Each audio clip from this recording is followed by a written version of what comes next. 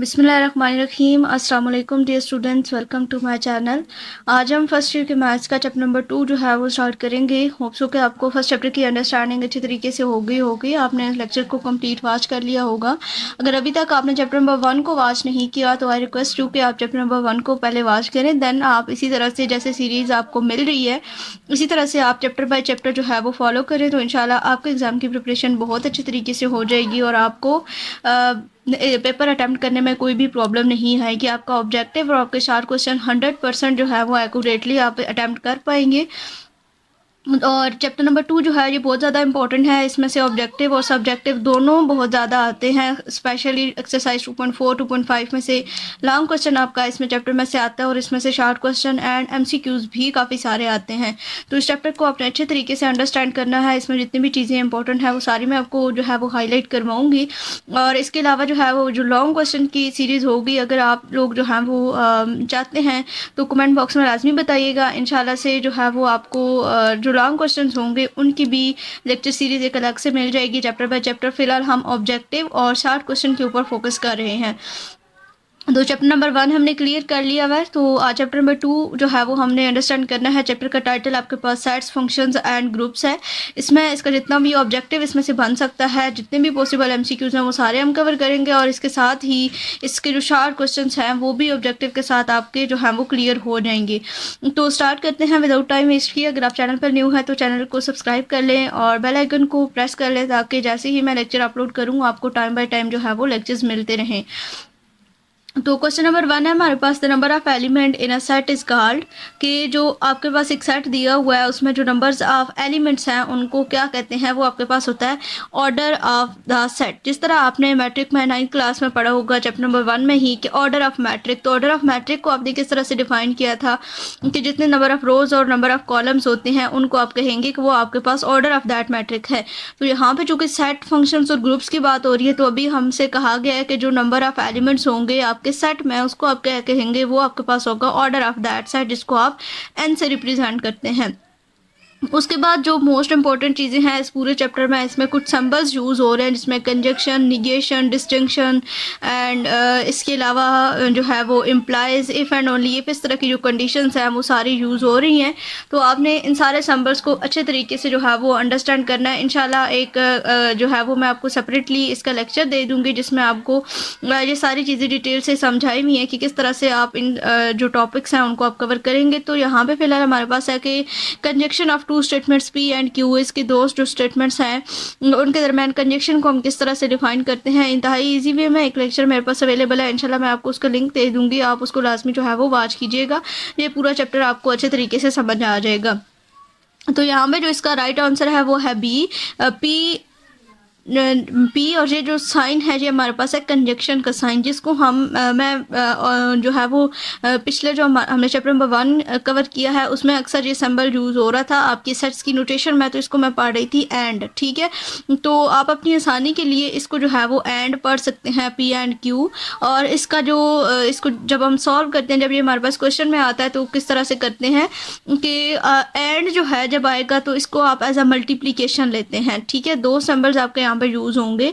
एक सिंबल है इस तरह का, यानी कि एक वी है और एक आपके पास उल्टा वी है। ये जो वी है इसको जो है वो आप एज अ माइनस जो है वो लेते हैं। ये जो आर है ये एज अ माइनस कंसिडर किया जाता है और ये जो एंड का सिंबल है ये एज अ जो है सॉरी एज अ प्लस ये कंसिडर किया जाता है और ये जो आपके पास सिंबल है ये एज अ मल्टीप्लिकेशन जो है वो कंसिडर किया जाता है।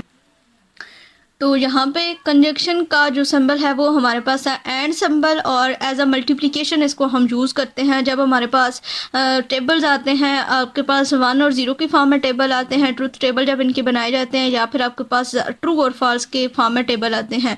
तो ट्रू फॉल्स, ट्रू को हम एज अ 1 लेते हैं और फॉल्स को एज अ 0 कंसिडर किया जाता है। तो जब आप एंड का जो है वो सिंबल यूज़ कर रहे होते हैं दो स्टेटमेंट्स के दरमियान में, जैसे कि हमारे पास है ट्रू ट्रू, तो इसका आंसर आपके पास बनेगा ट्रू। और अगर आपके पास फॉल्स ट्रू है या ट्रू फॉल्स है तो आंसर आपका फॉल्स बनेगा। ये होगा इन केस ऑफ मल्टीप्लिकेशन या इन केस ऑफ कंजक्शन। लेकिन अगर आपका जो सिंबल है वो ये सिंबल आप यूज़ कर रहे हैं, प्लस का सिंबल यूज़ कर रहे हैं, वी यूज़ कर रहे हैं, या और इसको कंसिडर आप कर सकते हैं ये यूज़ कर रहे हैं, तो यहाँ पे अगर आपके पास जब तक दोनों फॉल्स नहीं होंगे तब तक आपका आंसर फॉल्स नहीं आएगा, बाकी सारी कंडीशंस में आपका आंसर जो है वो ट्रू आएगा। ठीक है, ये आपके पास जो है वो दो टाइप्स हैं, एक कंजंक्शन और दूसरा जो इसका सिंबल होता है वो डिस्टिंक्शन का होता है, ये जो मैंने आपको प्लस के साथ में डिटेल से बता दिया है। उसके बाद नेक्स्ट है कि if A is a subset of B then इसका जो करेक्ट आंसर है वो क्या होगा।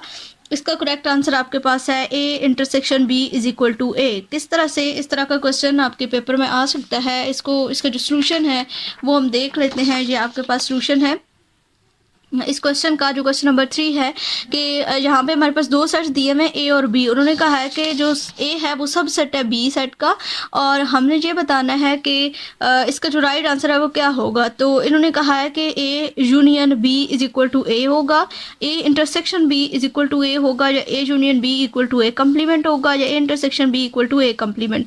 अब कम्प्लीमेंट की तरफ तो हम नहीं जाएंगे क्योंकि यहाँ पे जस्ट हमें दो जो है वो दिए हुए हैं, सेट्स ए और बी दिए हुए हैं, और कम्प्लीमेंट में हमारे पास जो यू है वो इंक्लूड हो जाता है। तो यहाँ पे हमने दो ही जो सेट्स हैं उनको ही लेना है, और यहाँ पे हमने कंसीडर कर लिया कि जो दो सेट्स हैं हमारे पास वो हमारे पास क्या है, एक ए का सेट है और दूसरा हमारे पास सेट है बी का। तो ए हमारा जो सेट है उसमें हमने एक 1 रख लिया और बी हमारा सेट है 1 और 2। अब ए यूनियन बी हमने किया तो ये हमारे पास आ गया ए यूनियन बी जब हमने किया तो आंसर आ गया 1 2, मतलब कि बी सेट आ गया। तो इस तरह का हमारे पास जो है वो कोई ऑप्शन नहीं दिया हुआ था। फिर हमने किया इंटरसेक्शन इसका लिया, तो इंटरसेक्शन लेने के बाद जो आंसर हमारे पास आया वो आया है 1। तो इसका मतलब है कि जो ए वाला सेट है वो हमारा इसका आंसर आया है। तो जो ऑप्शन बी था वो हमारे पास यहाँ पे अवेलेबल था कि ए इंटरसेक्शन बी करेंगे तो आंसर ए आएगा, तो ये हमारा इसका राइट आंसर है।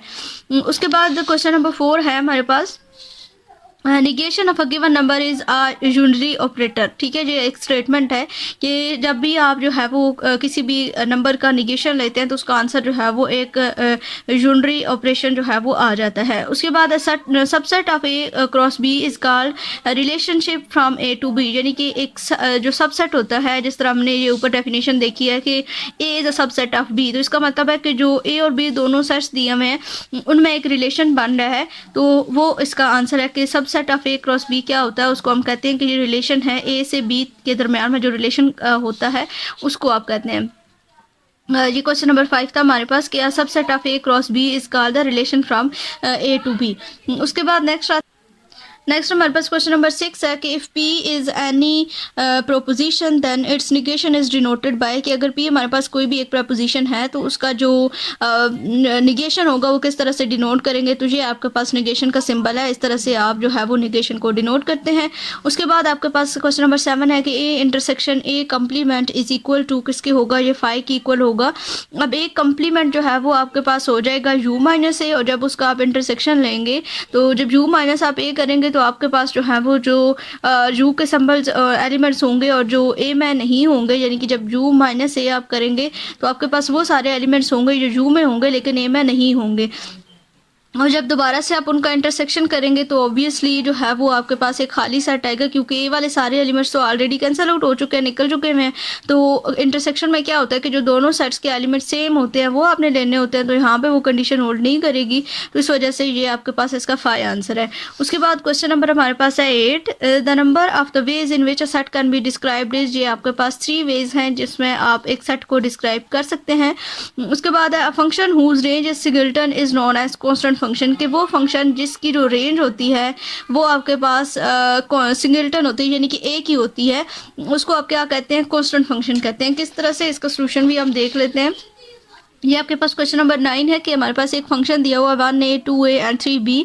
अब a के जो एलिमेंट्स है वो 1 2 और 3 हैं, और b जो है वो हमारे पास है तीनों के। अब यहाँ पे चूंकि तो a दिए हुए, लेकिन जब इसका हम रिलेशन बनाएंगे तो इस तरह से इसको डिफाइन करेंगे a b c की फॉर्म में। तो अब इसने कहा कि 1 का जो डोमेन है वो भी हमारे पास a है, 2 की b और 3 की b। तो इस तरह के जो फंक्शन हैं उनको हम कॉन्स्टेंट फंक्शन कहते हैं, कि एक ही एलिमेंट के ऊपर सारे जो आपके एलिमेंट्स होंगे वो जो है वो मैप कर रहे होंगे, तो उनको आप कांस्टेंट फंक्शन कहते हैं। उसके बाद number of identity element in any group is 1, यानी कि हर ग्रुप में एक आइडेंटिटी एलिमेंट होता है, ये इसका राइट आंसर है। Then negation of P or Q is equal to किसके है, negation of P or Q is equals to होगा निगेशन ऑफ पी। एंड जब इस तरह का आपके पास क्वेश्चन आ जाता है, ये एमसीक्यूज़ में बहुत ज़्यादा आते हैं इस तरह के एमसीक्यूज़, इस तरह का जब आपके पास सिंबल आ जाता है, पूरी एक्सरसाइज है, पूरा पार्ट आपके पास एक इस तरह का दिया हुआ है आपकी बुक में।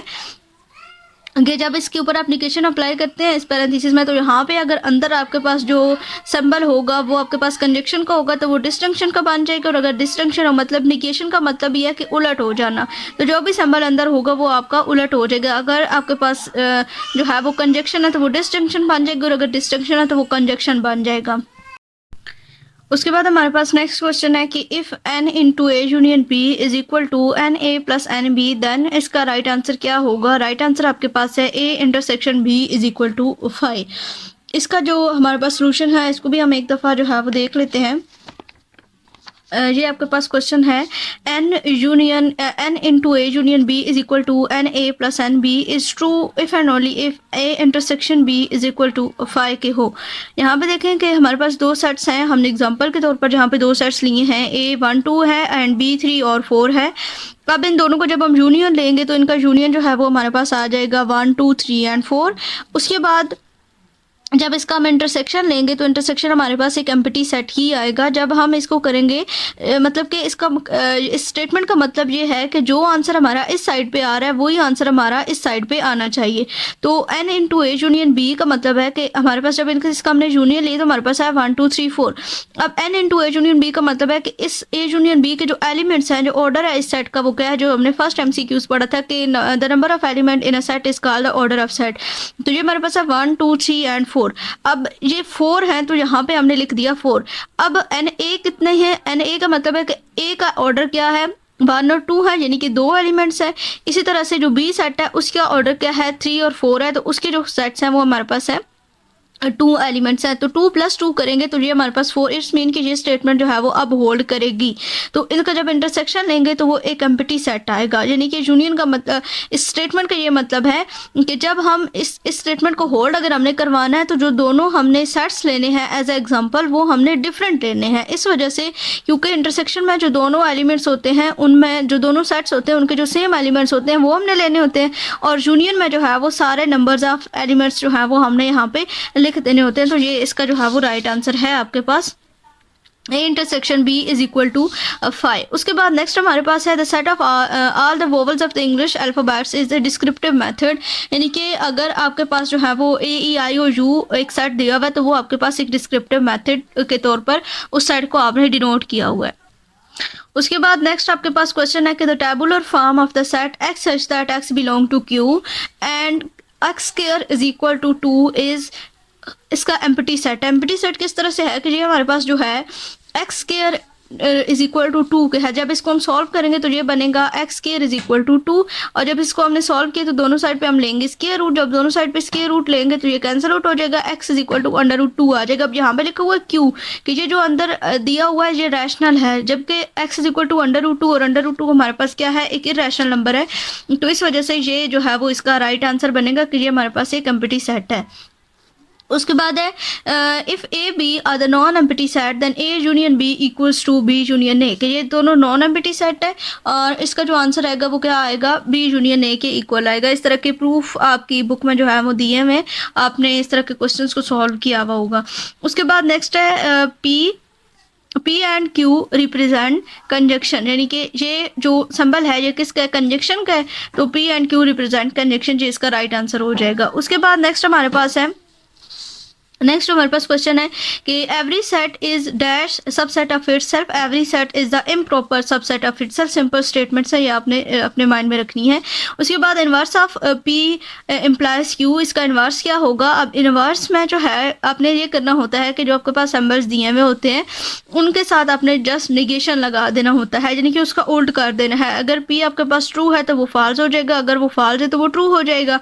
इस तरह से Q है तो Q अगर ट्रू है तो फॉल्स हो जाएगा, फॉल्स है तो ट्रू हो जाएगा। ये जो सिंबल है ये आपके पास निगेशन का सिंबल होता है, और इसका जो काम है या इसका जो प्रोफार्म जब हम करते हैं, इसका टेबल बनाते हैं, तो इसका जो वर्क होता है वो ये होता है कि ये ट्रू को फॉल्स और फॉल्स को ट्रू कर देता है। तो यहाँ पे ये इसका राइट आंसर है, negation P implies negation Q। उसके बाद नेक्स्ट हमारे पास क्वेश्चन नंबर 19 जो कि है कि if the function F A B is such that range F is equal to B then it is called an onto function. कि एक function है हमारे पास दिया हुआ है जिसकी रेंज जो है वो एफ इक्वल्स टू बी के है, यानी कि बी में उसकी रेंज आ रही है, तो उसको आप एक ऑन टू फंक्शन कहते हैं।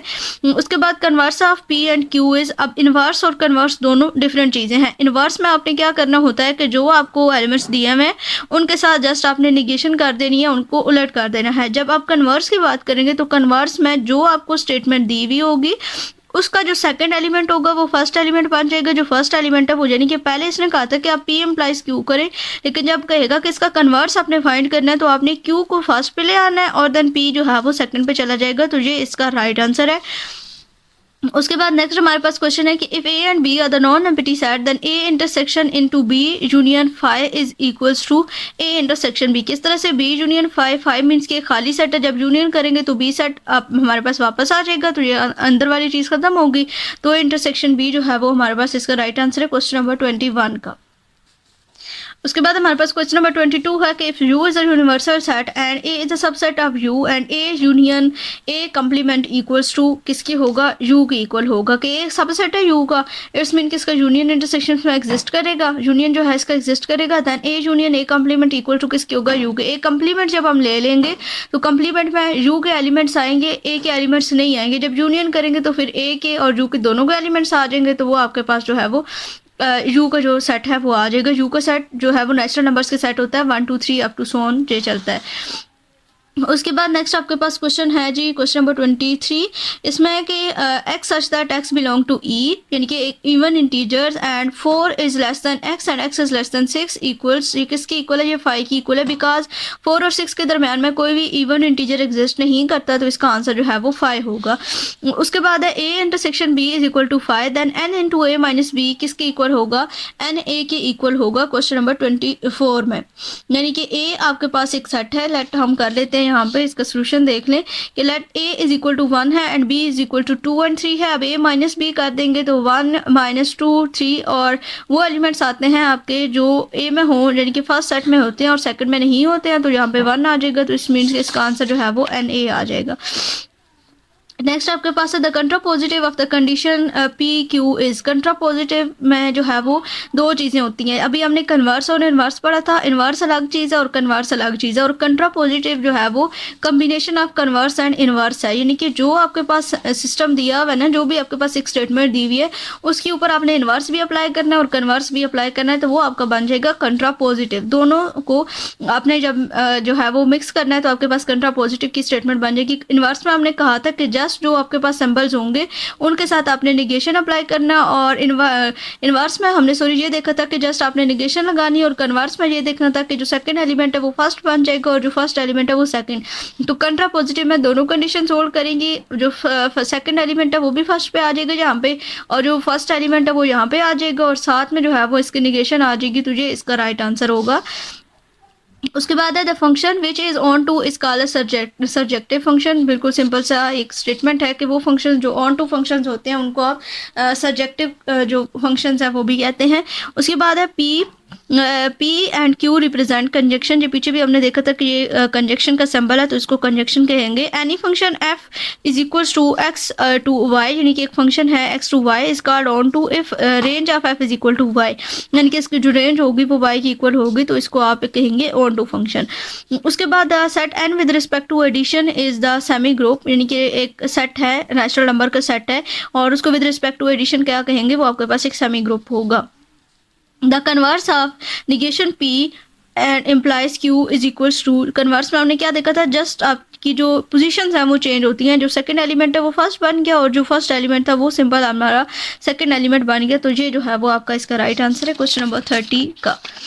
उसके बाद हमारे पास आ जाता है क्वेश्चन नंबर 31, जिसमें हमारे पास है कि A complement intersection B complement is equals to है A यूनियन B कंप्लीमेंट। आपने डिमॉर्गन्स के लॉ पढ़े होंगे और ये आपके पास डे मॉर्गन लॉ की स्टेटमेंट है कि ए यूनियन बी का कम्प्लीमेंट इज इक्वल टू होता है A complement intersection B complement, और A intersection B complement is equal to होता है A complement union B complement. तो यहाँ पे चूंकि इंटरसेक्शन दिया हुआ है तो ये इसका राइट आंसर बनेगा।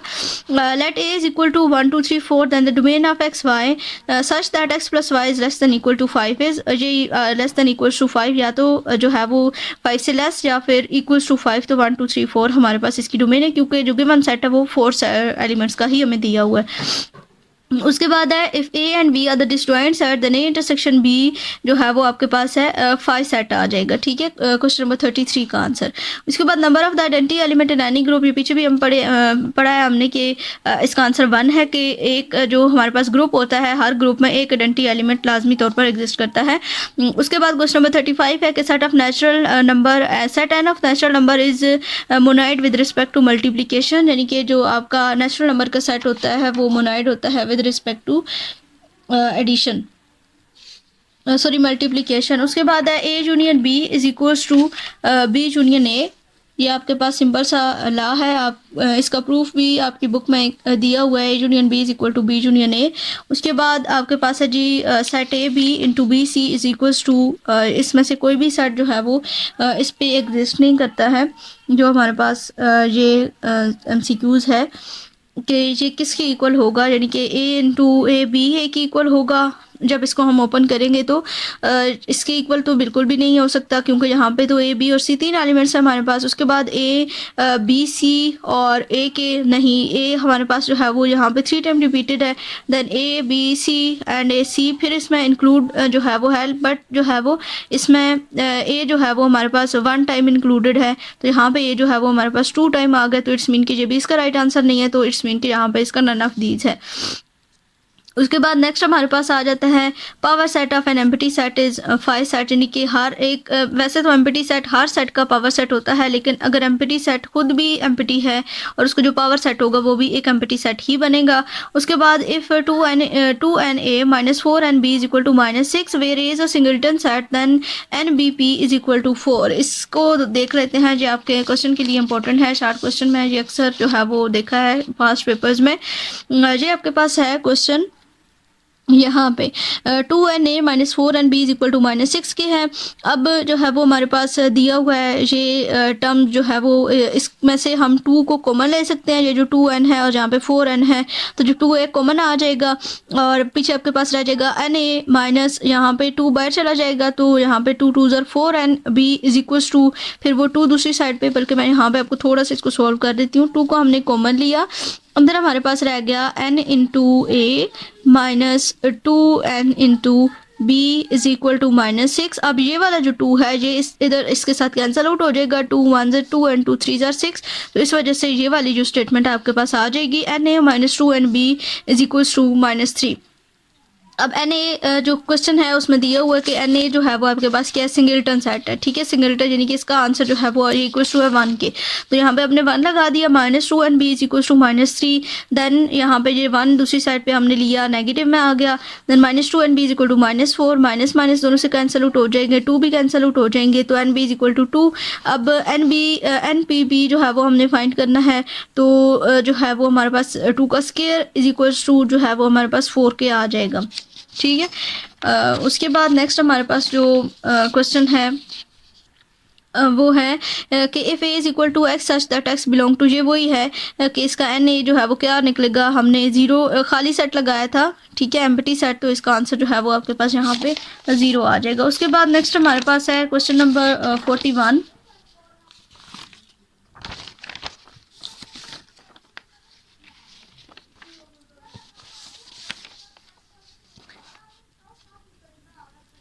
क्वेश्चन नंबर 41 है कि इक्वल एंड सेट्स डैश में B equal, equal and set में और में नॉट बी इक्वल, यानी कि इक्वल हो भी सकते हैं और नहीं भी हो सकते।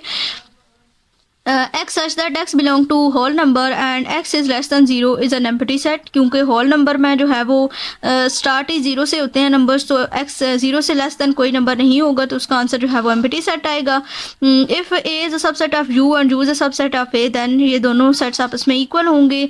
The set w is an overlapping with the set natural number, यानी कि सिर्फ इसमें डिफरेंस ये होता है कि जो होल नंबर है वो 0 से स्टार्ट हो रहे होते हैं और जो नेचुरल नंबर है वो 1 से स्टार्ट हो रहे थे, बाकी सारी एलिमेंट्स इसमें सेम होते हैं, तो इसका राइट आंसर है. For any set A B C, A intersection B union C किसकी इक्वल है, ये आपके पास है ए इंटरसेक्शन बी और यूनियन ए इंटरसेक्शन सी, यानी कि ये दो जो ए है जब अंदर एज अ मल्टीप्लाई हम अंदर लेंगे तो ये इसकी स्टेटमेंट का राइट आंसर आएगा. दरम्यान में यूनियन आ जाएगा और ए इंटरसेक्शन बी के साथ भी हो जाएगा और सी के साथ भी हो जाएगा. If A and B are the overlapping set then n into A B is equals to है n A minus n A intersection जो है n into A intersection B, ये इसका जो है वो राइट आंसर है. उसके बाद if A and B are the overlapping sets then n into A union B plus n into A intersection B is equals to n A plus n B. पीछे हमने इस स्टेटमेंट को prove किया था तो वही दोबारा से हमारे पास ये स्टेटमेंट आ चुकी हुई है. If A is a non empty set then 5 minus A is equal to 5. ठीक है, माइनस करना है ना 5 में से, तो 5 तो खुद एक एम्प्टी सेट है और ए बेशक नॉन एम्प्टी हो लेकिन 5 में तो कुछ है ही नहीं, तो इसका आंसर फिर 5 ही आएगा, क्योंकि माइनस में हमने वो एलिमेंट्स लेने होते हैं जो फर्स्ट में हो और सेकंड में ना हो, तो यहाँ पे जो है वो हमारा इसका ये वाला राइट आंसर है 5 सेट का. उसके बाद x belong to A intersection B complement, ये क्या इम्प्लाई करता है कि x does not belong to A intersection B. इसका जो नेक्स्ट पार्ट होगा उसमें ये होगा कि एक्स जो है वो बिलोंग नहीं करेगा इंटरसेक्शन बी को. उसके बाद A is a subset of B and B minus A not is equal to 5, then N into B minus A is equal to NB minus N है. सिंपल N अंदर multiply की form में आ जाएगा, तो ये इसका राइट आंसर है. Conditional is also called implication, यानी कि कंडीशनल को हम इम्प्लीकेशन भी कहते हैं. ये आपके पास कंडीशनल की जो सिंबल है P implies Q can be written as P implies Q's and Q implies P, यानी कि दोनों जो स्टेटमेंट्स हैं वो आपस में इम्प्लाई करती हैं, दोनों के जो आंसर्स हैं वो एक दूसरे को मैच करते हैं, यानी कि P Q को इम्प्लाई करते हैं की Q जो है वो P को, तो इस तरह से हम इसको डिस्क्राइब कर सकते हैं. If P and Q be the conditional given conditional then Q P is called the converse of P and Q, यानी कि एक P और Q दिया हुआ, जिस तरह हमने पीछे अपनी यही स्टेटमेंट देखी थी कि कन्वर्स ऑफ P Q क्या है, तो वो आपने Q P लगाया था, तो यहाँ पे थोड़ा सा चेंज करके दे दिया कि अगर P और Q जो है वो गिवन कंडीशनल और Q P इसका क्या होगा कि Q P जो है वो इसका कन्वर्स होगा. A statement which is always false is called the absolute statement, यानी कि वो स्टेटमेंट जो हमेशा false होगी वो इसकी डेफिनेशन है. The analogical form of A intersection B union C is equals to, इस तरह के क्वेश्चन आपके जो है वो 2.4 2.5 में हैं. ये आपके इस तरह के पेपर में आते हैं कि ड्रा द ट्रुथ टेबल या write it in logical form and then draw the truth table. पहले आपने इसकी लॉजिकल फॉर्म लिखनी होती है, इस तरह का आपको क्वेश्चन दिया जाता है और देन आपने उसका ट्रुथ टेबल बनाना होता है. तो इसको आपने अच्छे तरीके से अंडरस्टैंड करना है. A intersection B union C and equal true A intersection B union A intersection C. इस तरह का पीछे एमसीक्यूज अभी हमने देखा था. तो जितने भी मतलब 3 एलिमेंट्स अगर यहाँ पे ए बी सी यूज़ हो रहे हैं, 3 अल्फ़ाबेट, तो आपका पी क्यू और आर यूज़ होगा. अगर 2 यूज़ हो रहे हैं तो जस्ट पी और क्यू यूज़ होगा. इसी तरह से अगर ज़्यादा यूज़ हो रहे हैं तो पी क्यू आर एस, इस तरह से आप चलते जाएंगे और ए बी सी डी इधर से इंक्रीज होता रहेगा. तो यहाँ पे ए की जगह पे पी, बी की जगह पे क्यू एंड सी की जगह पे आर आ जाएगा. जहाँ पे यूनियन है यानी कि जहाँ पे इंटरसेक्शन होगा वहाँ पे आपने उल्टा वी लगा देना है, यानी कि आपका डिस्टिंक्शन आएगा, और जहाँ पे आपका यूनियन है वहाँ पे आपका कंजक्शन आएगा, यानी कि सीधा वी आ जाएगा. तो P एंड Q और फिर आगे R is equal to P conjunction Q and distinction P. इसी को आपने फॉलो करते हुए सिंपल जो इंटरसेक्शंस होंगे उनको उल्टा वी और जो यूनियन होंगे उनको सीधा वी करके आपने इसकी लॉजिकल फॉर्म बना लेनी है. विच स्टेटमेंट इज कंटिजेंसी, यानी कि कौन सी स्टेटमेंट है जिसमें जो है वो कंटिजेंसी यूज़ हो रही है. कंटा पॉजिटिव जो स्टेटमेंट्स हैं जिसमें दोनों टर्म्स यूज़ हो रही हैं, तो ये सब में निगेशन भी यूज़ हो रही हैं और इम्प्लाइज का फॉर्म भी यूज़ हो रहा है. तो ये सारी जो स्टेटमेंट्स हैं ये ट्रू हैं. If A implies B is such that f not is equal to B then it is into function. जब इक्वल्स होते हैं तो ऑन टू होते हैं और जब नॉट इक्वल्स टू रेंज होगा तो वो आपका इन टू फंक्शन होगा. Negation of the statement is an unitary operation. पीछे भी हमने इसको देखा था, सेट यानी कि उलट कर देता है निगेशन कंडीशन स्टेटमेंट को। Set -1 minus iota and iota is the close with respect to multiplication, यानी कि मल्टीप्लाई करने से ही इनके सारे सेट्स, अगर इसको मल्टीप्लीकेशन के रूल से देखा जाए तो तभी ये सारे सेट्स आपस में क्लोज रहते हैं। क्लोज का मतलब कि कोई भी इसके ऊपर फंक्शन परफॉर्म करते हैं, यूनियन ले, इंटरसेक्शन ले, मल्टीप्लाई करें, माइनस करें, प्लस करें, आंसर वही आना चाहिए जो सेट में मौजूद हो। तो प्लस माइनस से तो ये आंसर आने से रहेंगे, माइनस करेंगे तो -1 -2 बना देगा जो कि सेट में नहीं है, तो क्लोज खत्म हो जाएगा। इसी तरह से अगर हम प्लस करेंगे तो -1 + 1 कैंसिल आउट हो जाएंगे, तो 0 आंसर आएगा, वो भी सेट में नहीं है। तो विद रिस्पेक्ट टू मल्टीप्लिकेशन जो है वो इसका राइट आंसर बनता है। -1 और 1, -1 आएगा वो सेट में है, माइनस आयोटा के साथ करेंगे तो आयोटा स्क्वायर, और iota square is equal to -1 होता है, माइनस माइनस प्लस फिर 1 आएगा, तो फिर भी 1 इसमें मौजूद है, तो इसका मतलब है कि विद रिस्पेक्ट टू मल्टीप्लिकेशन ये राइट है। A semi group having an identity is called the monoid. Distinction is true if at least one of its component P and Q is true, यानी कि डिस्टिंक्शन कब ट्रू होता है, जो मैंने अभी पीछे आपको डिफाइन किया है, ये वाला जो सिंबल था जो प्लस के लिए हम यूज़ करते हैं, कि इसमें से कोई भी एक एलिमेंट अगर ट्रू होता है तो आपका आंसर ट्रू आता है। P Lahore is the capital of Pakistan, Punjab true है, and Islamabad is the capital of Pakistan जो है ये भी ट्रू है। तो इसमें जो कंजक्शन होगा वो क्या आएगा, कंजक्शन भी ट्रू ही आएगा, क्योंकि ये दोनों स्टेटमेंट ट्रू हैं। तो कंजक्शन की ये कंडीशन है कि जब दोनों जो स्टेटमेंट्स होती हैं वो ट्रू हों तो आंसर आपका ट्रू आता है, कोई एक भी फॉल्स हो जाए तो आंसर आपका फॉल्स आता है। y is equal to mx plus C represent the straight line, आपका आंसर है। If a function F A B is such that range of F is equal to B, then both B and C, यानी कि onto और subjective, onto functions को subjective function भी कहते हैं। तो अभी मैंने बताया कि जब इक्वल होते हैं तो ये ऑन टू फंक्शन होते हैं, जब नॉट इक्वल टू होते हैं तो इन टू फंक्शन होते हैं। तो ये इसका बोथ बी और सी राइट आंसर है। इनवर्स ऑफ द फंक्शन मे और may not be a function, ये अभी हमने पीछे देखा था, इसी तरह का एक क्वेश्चन था। उसके बाद नेक्स्ट हमारे पास आता है आपका question number 66, N with respect to positive is none of these, ये विद रिस्पेक्ट टू एडिशन जो है इसमें से कोई भी स्टेटमेंट होल्ड नहीं करता। A group as one identity element if A is less than equals to B, then complement of A in B is B minus A. Complement किस तरह से निकलेगा, यानी कि जब इसका कंप्लीमेंट लेंगे तो वो बी माइनस है, यानी कि जो इसका होगा, अगर हम ए कंप्लीमेंट लिखते हैं यानी कि बी माइनस ए, इस तरह से हमारे पास जो है वो इसका कंप्लीमेंट आ जाएगा। उसके बाद यानी कि एक बी सेट और एक ए है, इसमें कोई यूनियन इंक्लूड नहीं है, तो कंप्लीमेंट ऑफ ए बी होगा B minus A. Second term को फर्स्ट टर्म में से हमने माइनस कर देना है। If A is equal to 1 2 3 4 5 and B is equal to this set, then A minus B किसकी इक्वल होगा, ए में जो एलिमेंट्स होंगे और बी में नहीं होंगे वो हमारे पास इसका आंसर आएगा। तो 1 2 3 जो है वो ए में है बट बी में नहीं है, तो ये इसका राइट आंसर है। The domain of A1 B1 C1 जो है वो क्या है, डोमेन्स जो है वो फर्स्ट वाली टर्म्स होती हैं, तो ए बी सी इसका फर्स्ट जो है टर्म्स है, तो इसका राइट आंसर अगर रेंज पूछी जाती तो 1 इसकी जो है वो आंसर होता। Then A union into intersection B is equals to है A intersection into A union B, ये इसका राइट आंसर है। यहाँ पे बाय मिस्टेकनली कोई मतलब इसका राइट आंसर नहीं दिया हुआ था, तो ये इसका राइट आंसर बनता है। तो होप्स हो कि इसकी अंडरस्टैंडिंग आपको हो गई होगी, आपके ऑब्जेक्टिव क्लियर है, और इंशाल्लाह इस पे जो है इसके जो टॉपिक्स हैं इंपॉर्टेंट उस पर आपको एक लेक्चर मिल जाएगा जिसको आपने लाजमी वॉच करना है ताकि आपको इन सारे टॉपिक्स की अच्छे से अंडरस्टैंडिंग हो सके।